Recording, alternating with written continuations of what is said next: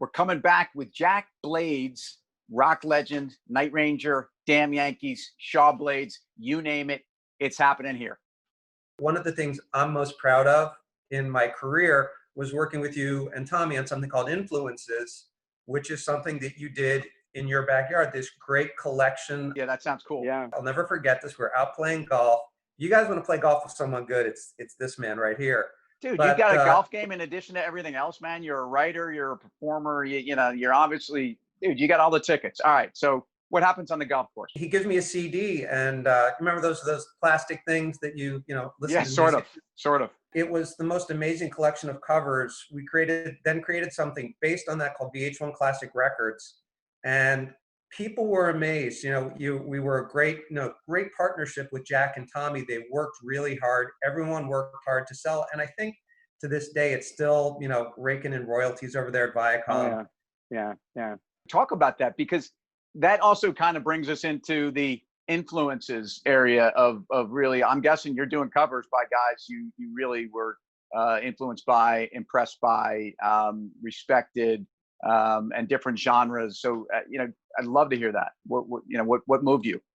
Yeah, we were Tommy and I just decided, we were thinking, we'd done an album together in 1995 called Shaw Blades Hallucination. We thought, let's do another one, let's do another record, but let's do just all our favorite songs from like the 60s and 70s. You know what I mean? Like, just whatever. What about this song? What about that song? I mean, I'm driving down the freeway in on my way to, I think, Neil Sean's house in Millvale in San Rafael, and I'm cruising down, and all of a sudden on the radio, I'm hearing Your Move by Yes, now's the time and time is your time. It's captured. I called Tommy. I said, Tommy, we got to do this. You got to sing this thing. We could kill this song. And that's kind of how it started. The whole thing was like, by the time I was at Neil's house, and by the time I got back home to my house that night, there was on my email, there was a demo of Tommy singing the song and playing it, going, this is great, and boom, that was the start of the whole album. And like Eric says, we just started thinking of all these songs that we loved, California Dreamin', which Californication used it in their last, on their last show on the very end and stuff like that. And just, all songs, Lucky Man by Emerson, Lake and Palmer. Yep. I mean, just, On a Carousel we did with, the Hollies. We love the Hollies. Yeah. I mean, we're halfway through an Influence 2 right now, but I mean, who knows when that's going to get done? I mean, so much going on. However, I was driving around this morning and I heard a song that I went, it's for Tommy and me. I was just going to, after I get off this thing, I'm going to call him up. I'm going to text him and say, we should do this song. We should just put it out right now. We should just do it, do one song, boom, and hit it. Can you let the cat out of the bag? I mean, or are you just keep this one under wraps till you get it done? I'm not going to tell you. Because Tommy might go, I don't know about that. But I think it's great. You ever go to like Neil Sean and say, hey, dude, I think I can cover some Journey songs better than you, or something like that? You guys ever have that kind of, friendly rivalry back and forth with each other's material? Neil is the most, believe me, he's the most amazing, talented guitar player, on the planet. I mean, we're sitting there writing songs, and all of a sudden he starts playing these like all these melodies and things, like just off the top of his head, and we're recording and we're putting it down, and we're like, this is brilliant, this is great. And then you start thinking. Neil's great line is like, when you're thinking, you're stinking. When you're not, when you're just playing and doing your thing, it's flowing, man. It's just going. You're creating, you're building, you're doing all these great things. And then, but when you start going, wait a minute, let me start analyzing this. Is that chord right? Is that note right with this chord? You're dead. You're doomed. You know what I mean? And Neil is the classic, the most amazing guitar player. You hit that record button the first time he starts playing those melodies, and now you know why all those Journey songs, man, had. Like in Don't Stop Believing, that the hooks in there are amazing, man. I mean, the hooks are just what they are. And exactly. So I bow down to Neil, man. Neil's amazing. You know what I mean? Those guys are amazing. Neil's always been amazing, and he's been a great friend of mine for 30 years, 35 years. He's being nice. What? Wait a minute. You know everybody. Come on, you know everyone. It's like, what? Okay, here's the question, Jack. Who haven't you worked with that you really want to work with? That is a good question. That's a good one. That's a good That's a good question. I'll tell you what was the greatest is when I played with Ringo. I mean, that was like a dream come true. Yeah. When Yeah. I mean, we did VH1 Storytellers, we did Letterman, Leno, all these things. We rehearsed in London on a rooftop, you know, filmed a bunch of stuff. I mean, it was just crazy. I mean, one time we were all sitting around and Ringo was like, well, you know, we're gonna do. I think we should do Octopus's Garden. Well, mate.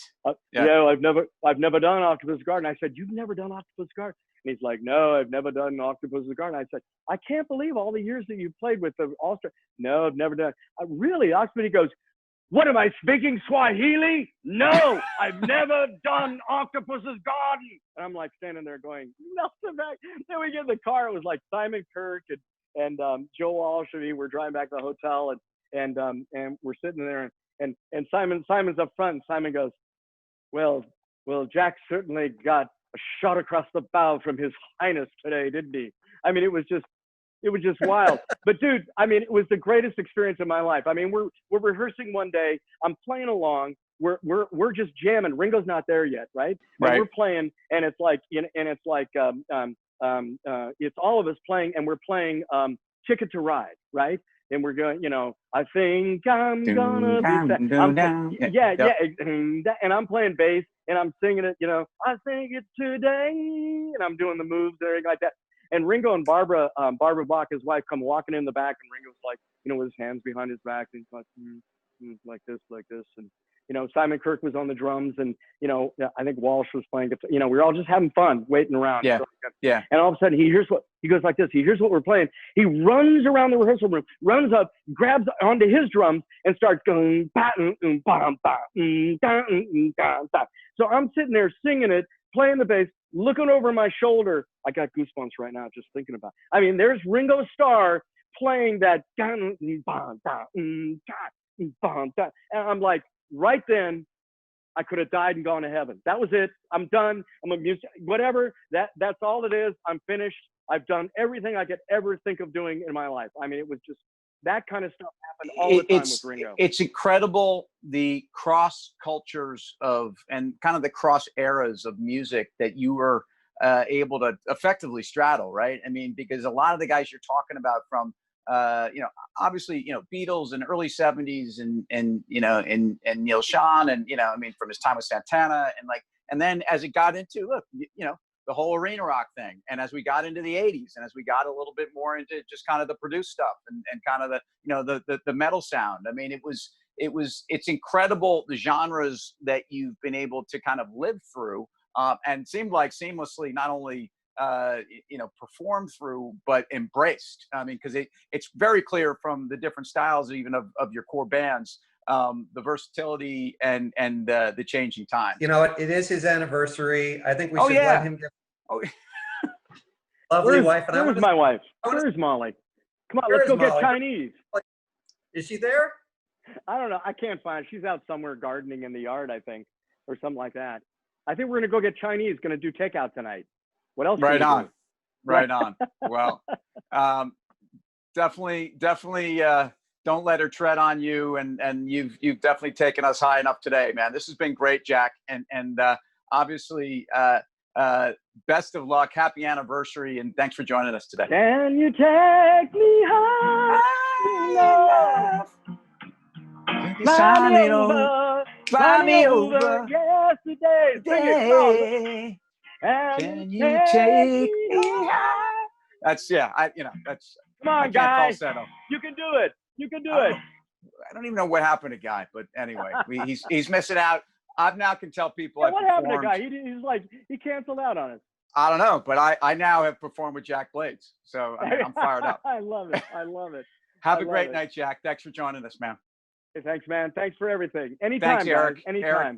Eric. I love your show. Pleasure, and thank you for being a part of this once again. And Eric, you're now stuck with us. You're a regular part of this thing. Eric Sherman rocks. Come on. Boom. On that note, see you guys later.